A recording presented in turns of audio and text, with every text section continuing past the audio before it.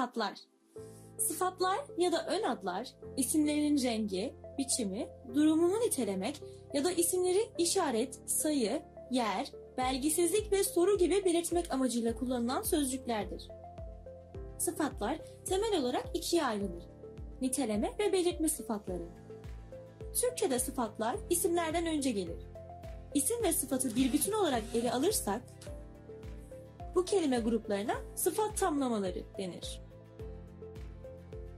1. Niteleme sıfatları ismin rengi, biçimi, durumu için kullanılır. İsme sorduğumuz nasıl sorusunun cevabı niteleme sıfatıdır.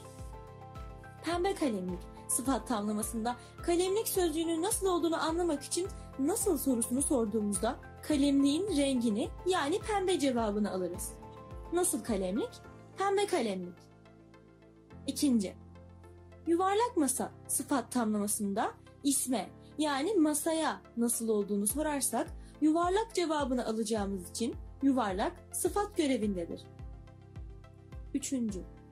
Akıllı çocuk, bilgili öğrenci, güzel yazı örneklerinde isim olan çocuk, öğrenci ve yazı sözcüklerine nasıl sorusunu sorarsak aldığımız cevaplar olan akıllı, bilgili ve güzel sıfattır. 4. Özel isimlerin yanına koyulan ünvanlar da niteleme sıfatlarıdır. Doktor Aslı Hanım, Ali Hoca, Yeşim Hala gibi. Belirtme sıfatları daha önce de bahsettiğimiz gibi ismi, işaret, sayı, yer, belgisizlik ve soru yönüyle belirtir. İşaret sıfatları hangi sorusuna yanıt verir? O ağaç, şu kuş, bu ayakkabı buna örnek olarak gösterilebilir. 1. Sayı sıfatları ismi sayı yönüyle belirtir. Asıl sayı sıfatları, birleştirme sayı sıfatları ve kesir sayı sıfatları sayı sıfatlarının türleridir. Asıl sayı sıfatlarında isme kaç sorusunu sorarız. 5 elma derken elmaların kaç tane olduğunu gösteren kelime yani 5 asıl sayı sıfatıdır. 2 köpek, 6 çocuk örneklerindeki 2 ve 6 sayı sıfatıdır. 2. Sıra sayı sıfatları isme sorulan kaçıncı sorusunun cevabıdır. Mesela sıradaki ilk kişi benim diyorsam kaçıncı kişi olduğumu belirten ilk sözcüğü sıra sayı sıfatıdır.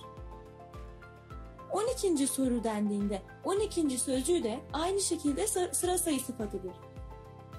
3. Üleştirme sayı sıfatları kaçar sorusuna cevap verir. Pastadan kişi başına birer dilim düşüyor cümlesindeki birer üleştirme sayı sıfatıdır çünkü isim olan dilim sözcüğünün kaçar tane olduğunu belirtir. 2'şer kaşık örneğindeki 2'şer sözcüğü üleştirme sayı sıfatıdır. 4. Sayı sıfatlarının sonuncusu olan kesir sayı sıfatlarında matematik dersinden bildiğimiz kesirleri hatırlamamız gerekiyor. Bu sıfatı bulmak için isme kaçta kaç sorusunu sormamız gerekir. 8'de 5 pizza, 4'te 3 su bardağı örneklerinde 5'te 3 ve 4'te 3 isimlerin kaçta kaçı olduğunu belirttiği için kesir sayı sıfatı olarak görev yaparlar.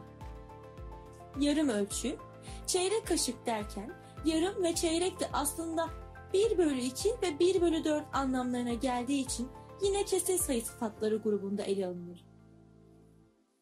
1. Belgisiz sıfatlar varlıkları sayı ve miktar bakımından tam olarak belirtmeyen sözcüklerdir. Birkaç, birçok, çoğu, kimi, bazı, bütün, tüm, başka, bir takım, her, hiçbir, herhangi gibi kesinlik bildirmeyen, belirsizlik anlamı taşıyan sözcükler kullanılır. 2. Bir sözcüğü cümleden cümleye anlam değişikliği gösterebilir. Bir sabah baktım ki kar yağıyor cümlesindeki bir kesin bir anlam taşımadığı için belgisiz sıfat olurken bir bardak su içtim cümlesindeki bir kaç bardak su içildiğini belirttiği için asıl sayı sıfatı görevindedir. Belgisiz sıfatlara birkaç örnek vermek gerekirse birkaç örnek tamlamasında kaç örnek olduğu kesin olarak belli olmadığı için birkaç sözcüğü belgisiz sıfat görevinde olur. Kimileri dikkatini vermiyor cümlesinde kimileri, bazı sabahlar çok mutlu uyanırım cümlesindeki bazı sözcükleri sıfat olur. Bir takım kelime grubu bir örneğinde olduğu gibi sıfat görevini de isim görevini de alabilir. Bu farkı yine cümleden çıkarmamız gerekir. Bir takım boya kalemim var cümlesindeki bir takım isim görevindeyken, bir takım insanlar canımı sıkıyor cümlesindeki insanları belirttiği için ve hangi insanları ya da kaç tane insanı belirttiği belli olmadığı için sıfat görevindedir. 1. Soru sıfatları isimleri soru yönüyle belirten sıfatlardır. Soru sıfatlarını bulmak için cümlede gördüğümüz soruya cevap verebiliriz ve verdiğimiz bu cevaplar yine sıfat görevinde olur. Hangi soruyu yapamadın dediğimizde hangi sözcüğü isim olan soru sözcüğünü belirtir, bu nedenle sıfat olur. Soruyu 5. soruyu yapamadım olarak cevaplarsak 5. daha önce öğrendiğimiz gibi sıra sayı sıfatı görevinde olacaktır.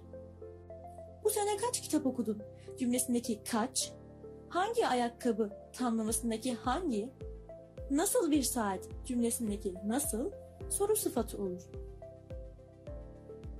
1. Bir isim birden fazla sıfat tarafından belirtilebilir ya da nitelendirilebilir. Bu tatlı çocuk dediğimizde çocuk kelimesi yani isim hem işaret sıfatı olan bu sözcüğü tarafından belirtilmiş hem de niteleme sıfatı olan tatlı sözcüğü tarafından nitelendirilmiştir. 2. Birkaç örnek yapalım ve hangi isimlerin hangi sıfatlar tarafından nitelendiğini ya da belirtildiğini bulalım. Cesur yeni dünya, yeni bir gözlük, hangi başarılı öğrenci? Cesur yeni dünya örneğinde dünyanın hem cesur hem de yeni olduğunu gösteren 2 tane niteleme sıfatıyla, yeni bir gözlük örneğinde gözlüğün nasıl olduğunu niteleyen yeni niteleme sıfatı ve kaç tane olduğunu belirten bir sayı sıfatıyla, hangi başarılı öğrenci örneğinde öğrencinin durumunu niteleyen başarılı niteleme sıfatıyla ve öğrenciyi soru yönüyle belirten hangi soru sıfatıyla karşılaşırız? 1. Niteleme sıfatlarından sonra gelen isim kaldırıldığında sıfat, isim yerine kullanılmış olur. Dolayısıyla sıfat adlaşır.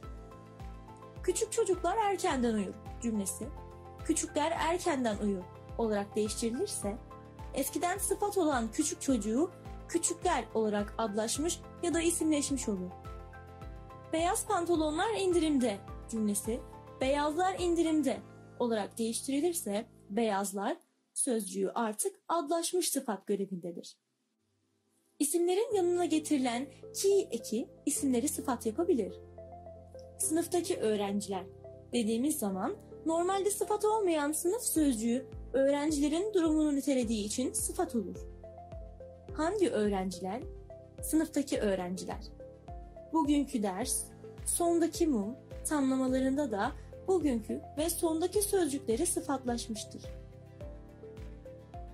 Sıfat olarak kullanılan sözcükler küçültme, pekiştirme ve derecelendirme anlamlarında kullanılabilir. 1. Küçültme c, cik, imsi, imtirak ekleriyle yapılır. İncecik kazak, sarımsı limon tamlamaları buna örnektir. Pekiştirme, pekiştirilecek sıfatın ilk hecesi, ilk ünlüye kadar olan kısmı alınıp P, R, S, M, pırasam şeklinde kodlayabiliriz. Bu harflerden uygun olanı getirilmesi ve sözcüğün tamamının yazılmasıyla yapılır. Mosmor patlıcan, bembeyaz kedi tamlamaları buna örnektir. Bunun yanında var olan sıfat tekrar edilirse yine pekiştirme sağlanmış olur. Mavi mavi gözler dediğimizde gözlerin masmavi olduğunu anlarız. Derecelendirme. Pek, çok, daha, en sözcüklerinin yardımıyla yapılır. En büyük hayvan fildir dediğimizde filin sadece güçlü olduğunu değil, en güçlü olduğunu anlarız, yani derecelendirmiş oluruz.